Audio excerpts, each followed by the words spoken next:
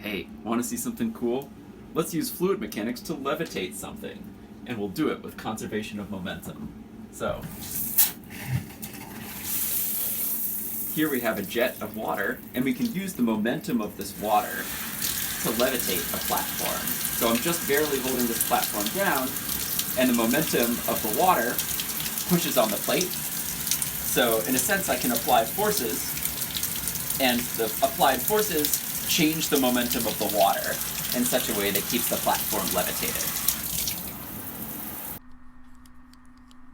So let's do some fluid mechanics, and in particular, let's take a step away, a step away for fun from a serious bioengineering example, and let's say that I have a platform, kind of like the one I just showed in my bathtub, but I have a platform here, and I want to levitate some cats. This is the internet after all. So I have a cat, here we are, and let's say there's a diabolical firefighter. She's a friend of mine, and this firefighter wants to use her fire hose to shoot a jet of water up at this platform, and then let's say the jet comes up, hits the platform, and then shoots out the sides. And we're going to say, hey, let's say she's a real expert with her fire hose down here, and she's very carefully tuned her fire hose, so she puts just enough water at just the right velocity to levitate this platform of cats. And she's basically applying this in such a way that she's keeping this platform at steady state. So she's not looking to rocket the cats upward or let the cats sink down. So she's keeping the platform steady.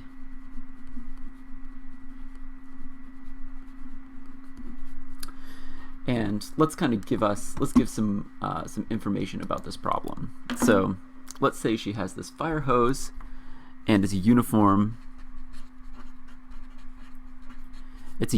jet, and the velocity of the jet is equal to, let's say, 10 meters per second. So it's a pretty powerful fire hose, pretty quick, fluid's moving up there. And let's say the cross-sectional area of the jet is known, and it's 10 centimeters squared. So the area of the jet is known. Let's say that she's shooting water out of this jet, which has a known density of 1,000 kilograms per meter cubed, and we know that there are some number of cats on the platform, and the firefighter wants to know how many cats could she put on this platform to levitate, knowing that each cat, one cat has a mass of 5 kilograms. So none of these cats are particularly chunky, but there's a 5 kilogram cat. Each cat is 5 kilograms. So let's say the jet is all coming in uniform, and let's say that after it hits the plate, let's say it leaves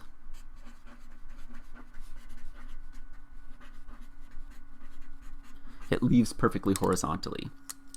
And just to sort of orient you here, let's give ourselves a coordinate system. Let's call this y and this x, and gravity is pointing in this direction, right? So gravity's trying to pull the cats down. The hose, the jet that the firefighter is using, the fire hose, has some momentum of that fluid up, and basically it's the weight of the cats is going to balance against the momentum of the jet, and we're going to end up with momentum being conserved. So spoiler alert, this is going to be a conservation of momentum practice problem. So let's get started.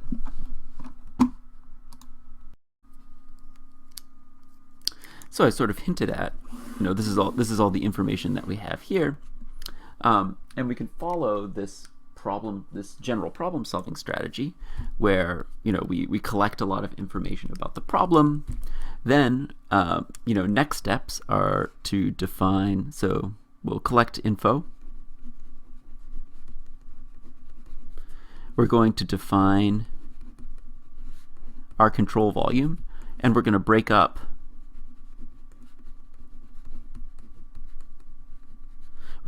this control volume into parts. Surfaces 1, surfaces 2, surfaces 3. So we're going to break up the surface of our control volume. So break up the surface of our control volume into parts. Then we're going to apply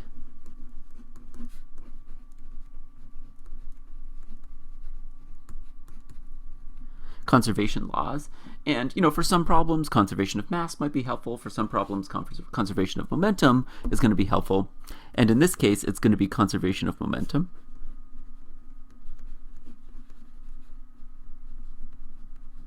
And we remember that conservation of momentum is actually a vector equation. So there are essentially 3 equations in one in conservation of momentum. There's conservation of x momentum, conservation of y momentum, and conservation of z momentum. And in this case, I'm just going to ask you to pause and ponder which equation of which component of momentum do you think is going to be the most helpful in solving this problem? Take a moment, pause and ponder. All right, well, hopefully you've considered some results. It turns out that conservation of y momentum is going to be the most helpful. The reason for that is we're trying to relate forces in y to changes of fluid momentum in y, right? So this fluid is going to come up with some momentum in y, but it's going to leave with basically without any y momentum, right? It's, if it has a horizontal trajectory, it's not going to have any momentum in the y direction. So fluid comes in with some y momentum, leaves with no y momentum, and the force of gravity on these cats is in the y direction. So we're looking to relate y forces to y momentum of the fluid. So conservation of y momentum is going to be the useful one in this case. So we're going to apply conservation laws, conservation of momentum. There's going to be some business with the left-hand side of the equation and the right-hand side of the equation. Hopefully we can resolve these. Usually the right-hand side of the equation is going to involve some integrals, perhaps with some dot products. So when we evaluate this, we're going to do some integrals and dot products, or dot products and then integrals. We'll deal with all this stuff, right? So actually, strictly speaking, the dot products will come first. So our plan is here, and then hopefully we'll do a little algebra to then solve for our desired Ncats. How many cats can this firefighter levitate on her platform? How many cats can she levitate in terms of knowns?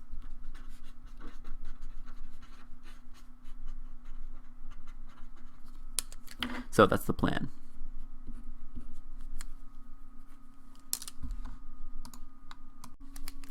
So I'd say we've kind of already done a good job collecting our problem info. Now is a good step to define our control volume. And if you remember, when we define our control volume, a sensible thing to do when we can define our control volumes is to define the control volume in such a way that it's going to be pretty easy to take our dot products. Remember, when we do conservation of mass and conservation of momentum, we have those v dot n terms. So we want to choose to basically align parts of our surface with information where we know the most about our flow.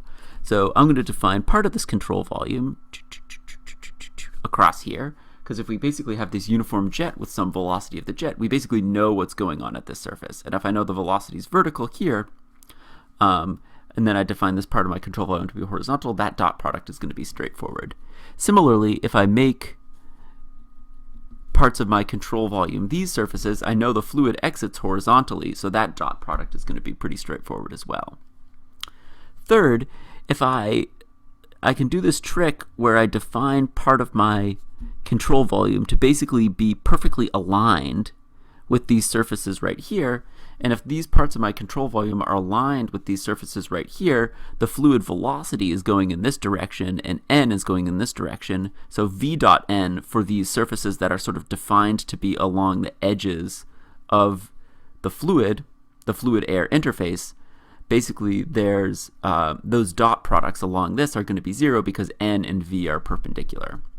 And then finally, I'm just going to make the rest of my control volume surround the cats, because I want to know that the weight of the cats is going to have some effect. Now, you know, some of you might be, hey, you know, wait a second, why don't I just have my control surface kind of just contain the fluid? And the answer is there's some messy business going on between this, the plate that the cats are resting on and the fluid right here. You know, there's probably some shear stress and pressure and who knows what all along the surface here. So if I define my control volume to kind of surround that thing entirely, anything going on at this interface here is going to be purely internal. And if you remember when we did conservation of momentum, we don't need to worry about internal forces. So if I make my control volume completely surround that messiness, then I essentially have information, all information that's known along these surfaces, and any of the parts that would be difficult to model are sort of totally internal. So that's the rationale for defining a control surface this way. So let's do a little color coding to clarify the parts of the surfaces that I have. I have one part of my surface 1 is this green part right here. Let's say surface 2 are these parts of the flow that I defined with the streamlines. Let's say surface 3 is this what I have in red, this edge right here. Let's say surface 4 is this top part all around the cats. And then we'll say surface 5 is this left face right here. So we've broken up our control volume into 5 different surfaces, all here. So I've defined my control volume and I've broken it up into different parts, and by breaking it up into parts, kind of a different phenomenon is happening along each of these parts. So we anticipate breaking up our integrals later on. Okay, now it's time to apply our conservation laws. So let's put down the full version of conservation of momentum, and then we'll talk about how to just analyze the y part of momentum. So the full version of conservation of momentum, if you remember, was d dt of the time derivative of this integral over the volume of velocity vector times rho dv. This is our left-hand side, and you remember this is our accumulation term. This is the rate of momentum accumulation.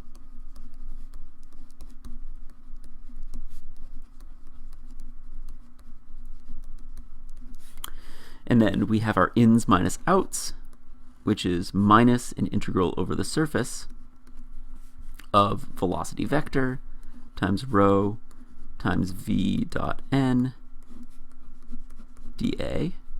And this term here is our ins, our rate of momentum in,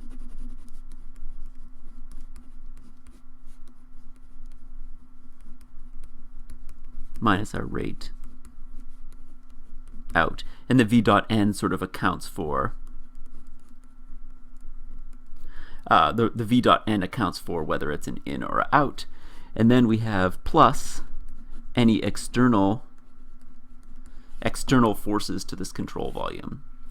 And this is essentially our rate of momentum generation. And we broke apart these forces into 4 flavors, which we talked about last time, and we'll hash out later on in this lecture. So we have this whole equation here, and strictly speaking, you know, because this velocity is a vector, this velocity is a vector, and these forces, this force is a vector, this is essentially 3 equations in one for x, one for y, one for z. We don't care too much about what's going on in x. We're mostly looking to relate weights of cats to momentum of fluid. So we're basically just interested in what's happening in y, right? We're going to get the most information about this problem in y. So let's take the y component of this equation. So take a moment now, pause and ponder. Try to take the y component of this equation. So pause and ponder. What would the y component of this first term look like? So take a moment now, pause and ponder. Let's deal with the first term. Try to take the y component of this term. All right, perhaps you've paused and perhaps you've pondered. We still can have a time derivative, and we're still going to be integrating over the volume. So the only vectory thing in this first term is right here. So essentially, if we want the y component of whatever this whole quantity is, it's really just the y component of this v right here. So in this case, it would basically be vy times rho dv. All right. Now take a moment to pause and ponder. What is the y component of this quantity right here? Take a moment, pause and ponder. What is the y component of this term right here? It's actually a little trickier than you might think, so try to work it out. Well, I'll give you the answer and then I'll explain why. So it's still an integral over the surface. We're taking the y, this is a vector here, and we're taking the y component of this. So this is going to be vy. We still have rho, and this v dot n actually is unchanged. So our v dot n, we don't really take components of what's going on here. And we still have our dA plus, and we'll square away this term in just a second, but I want to explain what's going on here first. So why do we take just the y component of this but leave this v dot n unharmed or sort of unchanged? Well, imagine I had a control volume right here and there was some fluid exiting the top of this at some oblique angle like this. In this case, there would be y momentum exiting from this surface, and basically, you know, we have some fluid exiting at some oblique angle.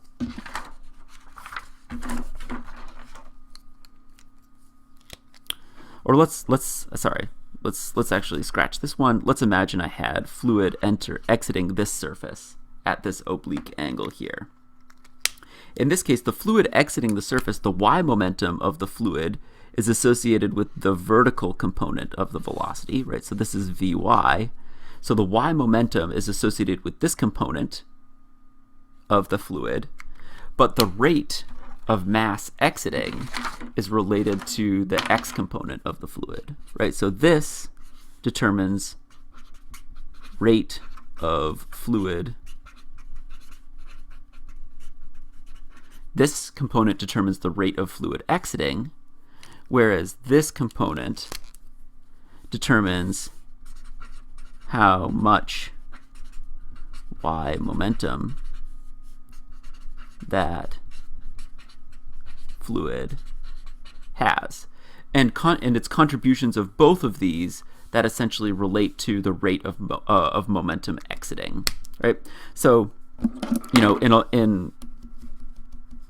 in more simple cases, you know, if I had some fluid just entering straight perpendicularly from a surface, this velocity contributes both to the rate of fluid exiting and the rate of, let's say, x momentum exiting. But if I have fluid kind of exiting obliquely and it's out of a surface where the normal to that surface is in the x direction, but I can't have y momentum exiting that surface. So it's a little bit tricky. So again, you know, if the details are sort of a little overwhelming, you know, vectories, you know, this is overwhelming stuff at this point, don't panic. All you need to do is worry about the key takeaway. What's the key takeaway of this problem? If I want to start with this vector form of conservation of momentum and I want to take a component of it, leave this part alone. So leave v dot n as is and take a component just of this.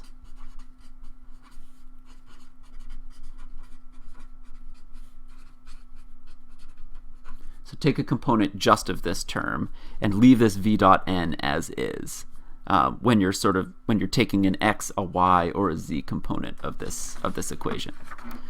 So in this case, we want y momentum, so we take the y component of this v, but we leave this part alone because this v dot n is related to sort of how much fluid is exiting the fluid volume, or exiting the control volume.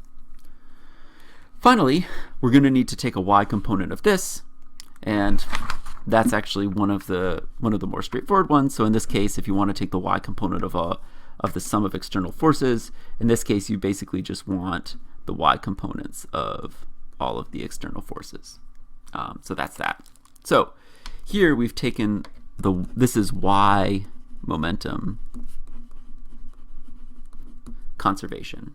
So this is the vectory form, which is essentially x, y, and z momentum all packed into one as vectors. Here we've taken just the y component of it, where we leave this v dot n alone, but we take the y components of all of the vector v's that are just by themselves, or the y component of the vector force. All right, so now that we have this conservation of momentum equation and we've taken the y component of it, we now is a sensible thing to start squaring away some of the left-hand side, some of the right-hand side, all of that stuff. So let's start doing that. So I actually kind of want to square away the left-hand side first, since that's the easy one. So if I think back to what this firefighter is doing, we said we're keeping this platform steady. So if I take a snapshot now and I take a snapshot later, the cats haven't moved around. The nature of the jet hasn't changed, the velocities, the magnitudes, the orientations, none of that is changing with time, right? So basically, if I took a snapshot now and then took a snapshot later, it's the same cats on the same platform with the same jet. So this whole problem is steady. So what does that mean? If this problem is steady, if something is steady, then the derivative of basically anything with respect to time is going to be equal to 0. So what does that mean? I have this integral, this whole integral here, and if this problem is steady, whatever this integral is going to be equal to a constant with respect to time. And then if I take the derivative of this constant with respect to time, the whole left-hand side becomes 0. So I don't even need to go to the trouble of figuring out what this integral is. I just know that because the problem is steady, whatever this integral happens to be is going to be a constant, and because it's a constant, its time derivative is going to be 0. So what does that mean? This basically means the left-hand side of this equation is going to be 0 because we're in steady state. Nice. So what does that leave? That leaves us our next task to basically deal with the right-hand side of this equation. So when we're dealing with the right-hand side of this equation, we basically are going to need to do two things. First, we're going to need to take this integral over the whole surface and break it up into the 1, 2, 3, 4, 5 surfaces, that we talked about here. And then we're also going to need to consider the sum of forces. So let's go ahead and do that. So 0 equals, we're going to break ourselves up into 5 surfaces. So 0 equals minus an integral over surface 1. And you remember surface 1 was this green surface here. So what is Vy on surface 1? Well, Vy is basically just V jet. That's a given right here. So Vy on surface 1 is V jet in terms of its magnitude, and V jet points this way and y points this way. So if I'm looking at Vy for surface 1, that's going to be V jet. We're treating rho as a known constant. Now V dot n for surface 1, right? So Vy was positive for surface 1, but in this case V dot n for surface 1, V points up and n points down, so V dot n for surface 1 is going to be minus V jet.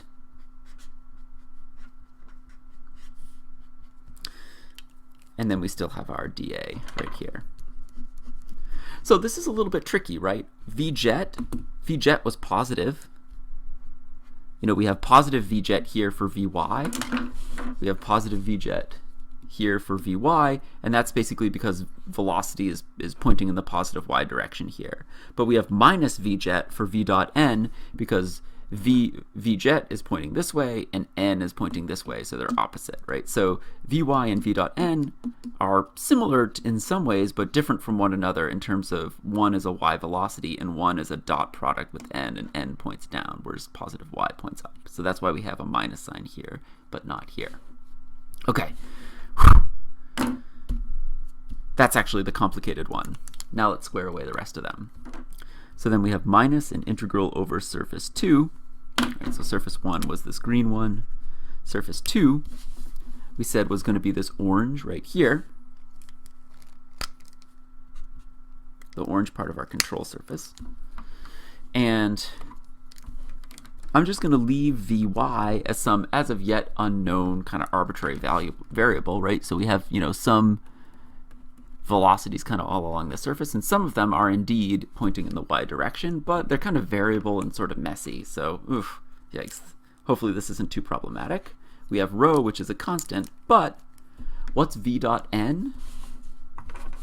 What's V dot n for what I'm calling surface 2? Well, remember, n points outwards. It's an outward pointing normal from the control surface, and velocity points along the surface, kind of by definition. Right? If velocity weren't along the surface, then the surface would sort of be moving outwards. It would be changing.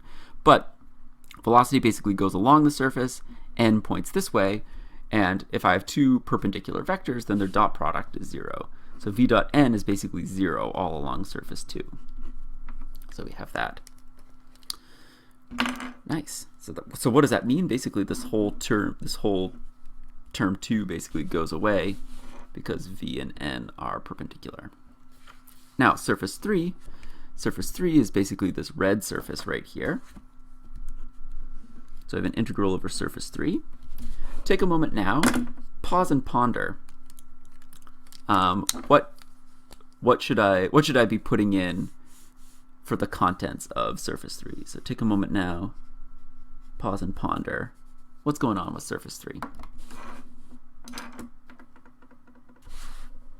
Surface 3 being this red surface right here at this outlet. Well, hopefully you've had a chance to pause and ponder. What's Vy for surface 3? Well, we assumed the jet was going perfectly horizontally. So Vy for surface 3, velocity is going entirely in the x direction. Vy for surface 3 is basically going to be 0. And then I'm going to have rho.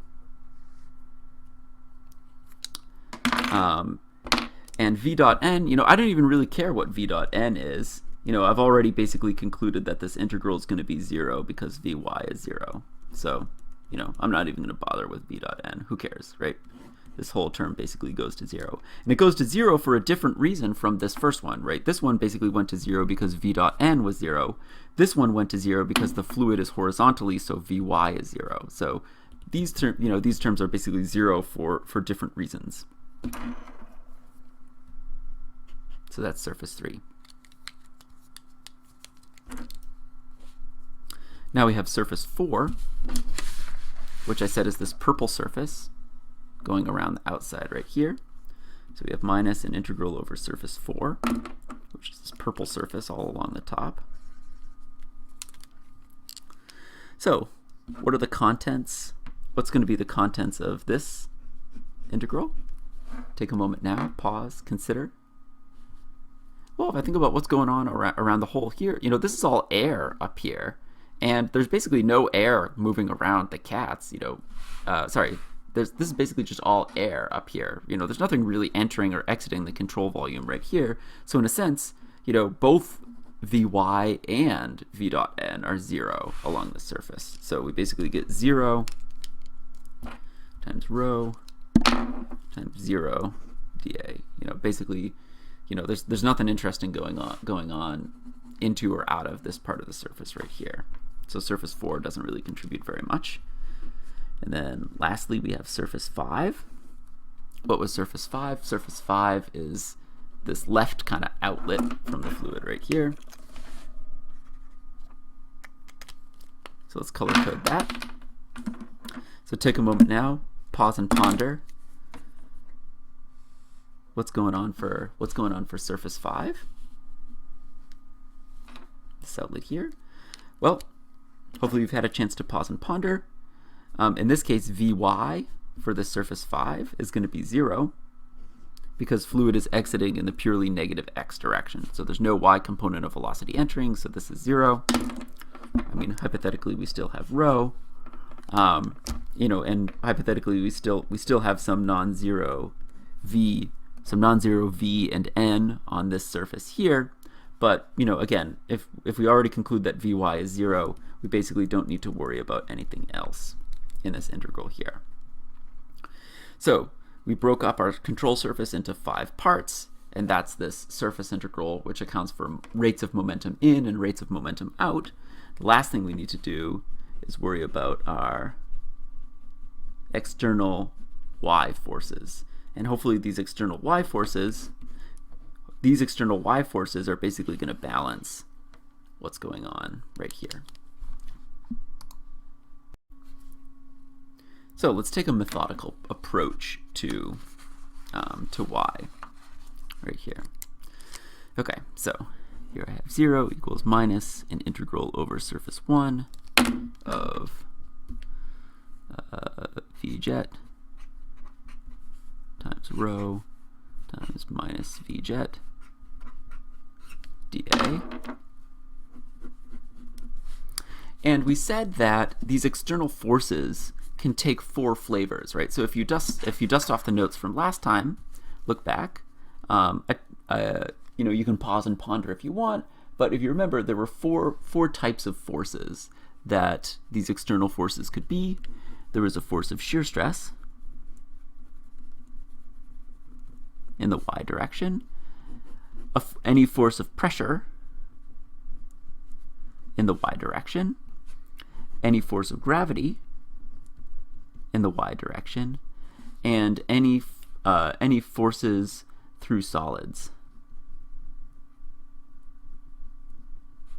in the y direction. So how does that help us?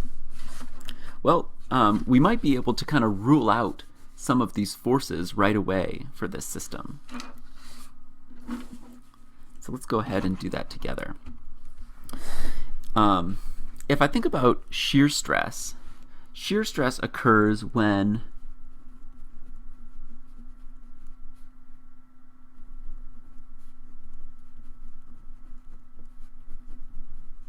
there's some kind of velocity gradient at the surface. And if I think about velocity gradients at the surface, you know, there's no velocity gradients in surface 1 because there's basically a uniform flow here. If we're mostly dealing with like a flow of some liquid like water, we can neglect tau that air applies to water. We're basically saying, hey, you know, there's not really any air resistance. You know, the air isn't dragging back and applying shear stress to the surface of the water, right? The air is just kind of, you know, just chilling. It's not really participating in this fluid flow. So if that case, you know, we have a uniform flow here in surface 1. We're neglecting the sort of air resistance on these. We are assuming a uniform flow at these outlets here, and there's just air up here. So in this case, we can actually conclude, you know, if we say the air doesn't really apply appreciable shear stress and we have uniform flows everywhere else, there's actually no shear stress, no forces from shear stress anywhere on this thing here.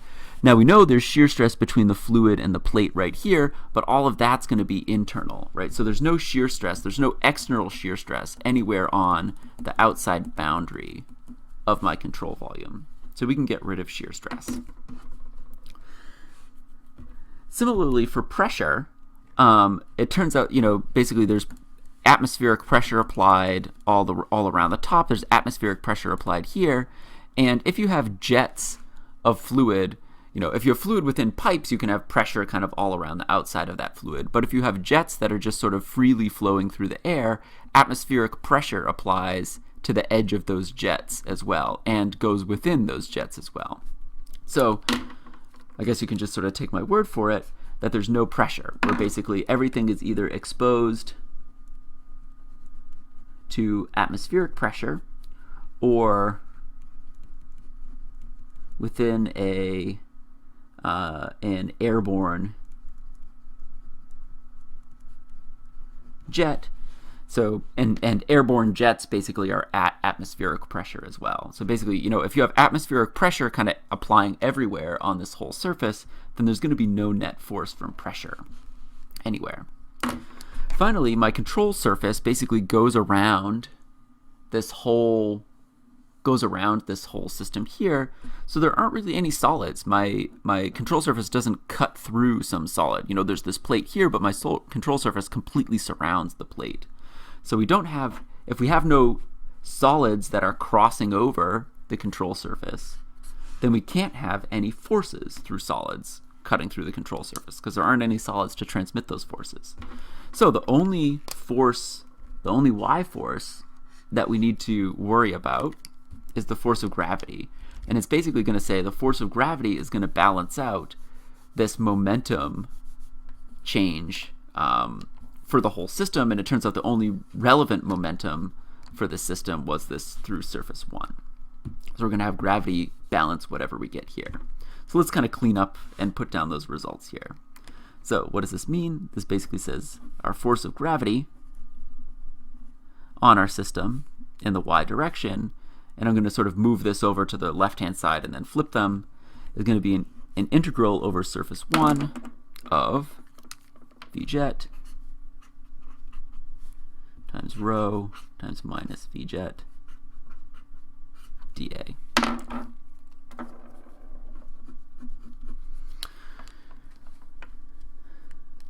So what simplifications can we make?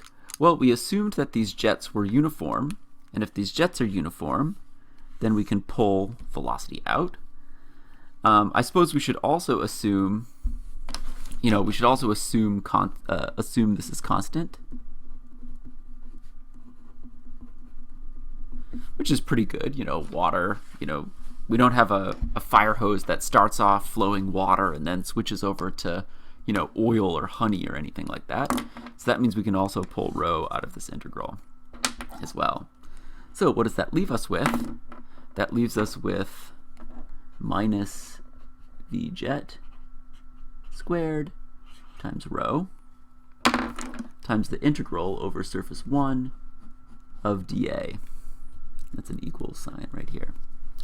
So can we make any further simplifications to this? Well, if you remember, if you integrate dA, you just get A, and in this case, this is the A for surface 1. Integral dA is just the area of surface 1, and that was basically given to us as a problem parameter. So basically, this, if we pull everything out of the integral and we're just left with integral dA, we get area, which is basically just this area of the jet, the area of surface 1. So what does this mean? The force of gravity in the y direction on our control volume must be equal to minus v jet squared times rho times the area of the jet, which are all given parameters. That's awesome.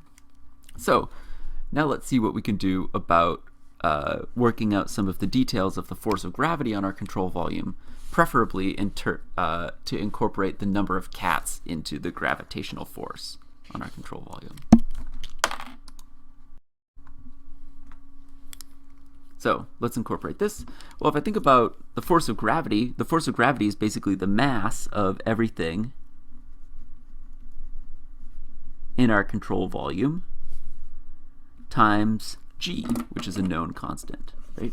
mg.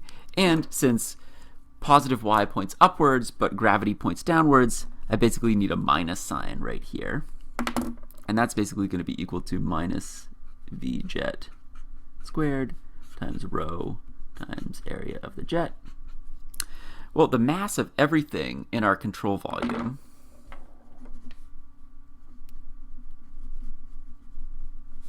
is basically going to be equal to the mass of a single cat times the number of cats that we're levitating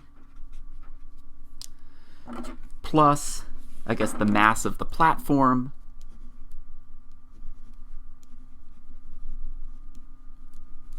plus the mass of the water in this part of our control volume. For simplicity's sake, I mean, if we wanted to be totally rigorous, we would include, we would need information on what these two masses were, and we would sort of include them in the mass of everything. But, for now, I'm just going to sort of neglect them. I'm going to say we have some big, let's say we have, some really heavy cats. We have a very light platform. We made it out of carbon fiber because we really wanted to maximize the cats. And let's say, we sort of drew our control volume in such a way that it was just a very thin, a really small amount of water here compared to how many cats were levitating. So, again, this isn't the totally most rigorous thing to do, but we're just going to neglect the masses of these other things. But if we wanted to, we could go ahead and conclude them. But for simplicity, let's get rid of them. So what does this mean? Well, we can get rid of the negative signs on both sides here, and we can basically sub this into right here, and we can then solve for Ncats. The number of cats is going to be equal to Vjet squared times the density of water times the area of our jet divided by G times M of 1 cat. And that's our final result. So I should have added one last thing to the agenda here. After we do algebra to solve for Ncats in terms of knowns, we need to do checks. We need to do checks at the end. So what checks are sensible to do once we get to some result like this? Well, we want to do 2 checks. Let's do 2 checks. One check, remember, for baby you-know-who's sake, right? Baby you-know-who gets really upset when the units on both sides of the equation don't match up. So let's check units. Well, number of cats doesn't have any units at all, right? The number 1 doesn't have any units associated with it. So basically, whatever we have on the right-hand side, those units really ought to cancel out. So Vjet squared, that's going to be meters squared per second squared. Rho is going to be kilograms per meter cubed. The area jet is going to be meters squared. G is going to be meters per second squared. And the mass of a single cat is going to be kilograms. So I'm crossing my fingers. I hope everything cancels out. Kilograms cancels with kilograms. Second squared cancels with second squared in the denominator here. Then I basically have meters squared times meters squared, which is meters to the 4th, divided by meters cubed. So then my numerator ends up with just meters, my denominator ends up with just meters, and together I end up with the unitless result. Whew. So, I mean, that obviously doesn't 100% guarantee we did everything right, but if there were something wrong, unit-wise, it would have showed up. So we're okay. Success. Now, another check to make sure is the ups and downs. So if my velocity of the jet goes up, the number of cats that I can support goes up. And that makes sense too, right? If I have a really powerful hose, then I'm going to be able to lift some heavy cats compared to some less powerful ones. And interestingly enough, it's the velocity of the jet squared, which has some interesting results. So basically, we get one factor of velocity, which sort of accounts for the mass flow rate, and we get another factor of velocity for every bit of mass that I go in. It has more momentum with this velocity. So I basically get one factor for velocity of the jet for the mass flow rate. If I have a higher mass flow rate, then I can support more cats. And then for each bit of mass,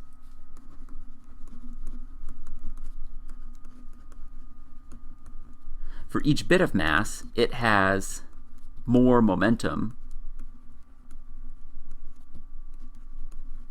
if the velocity of the jet is higher. So basically one factor of v accounts for the mass flow rate, and the other factor of v says for every bit of mass, it has more momentum. So that's why we end up with v squared in this case. If density goes up, then I'm able to support more cats. And that makes sense too, right? If I had, instead of a fire hose with water blowing up, if I had a leaf blower underneath it, I wouldn't be able to support nearly as many cats, right? If I had a leaf blower with air instead of a fire hose with water. Alternatively, if I switched to a mercury jet, then I would be able to support a ton of cats. Well, not recommended, from an ethical standpoint here, or a safety standpoint, because mercury, but, there we are, right? So so velocity of the jet goes up, then n goes up, Ncats goes up. If rho goes up, then Ncats also go up, and the reason that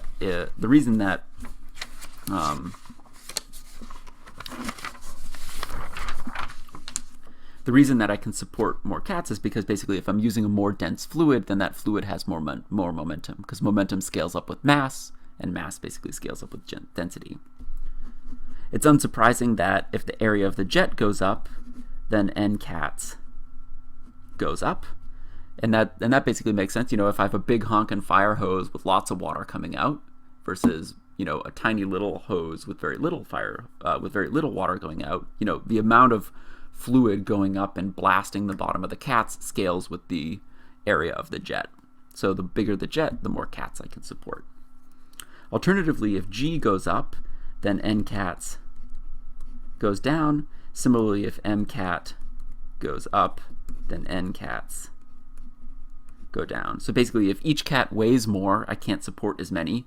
Or if, I'm on Jupiter instead of Earth and all those cats are heavier, then I can't support as many. So all of this makes sense, right? This result that I got here totally makes sense.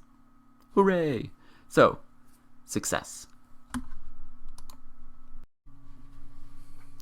So, thanks for listening, and good luck with your fluid mechanics studies. Cheers.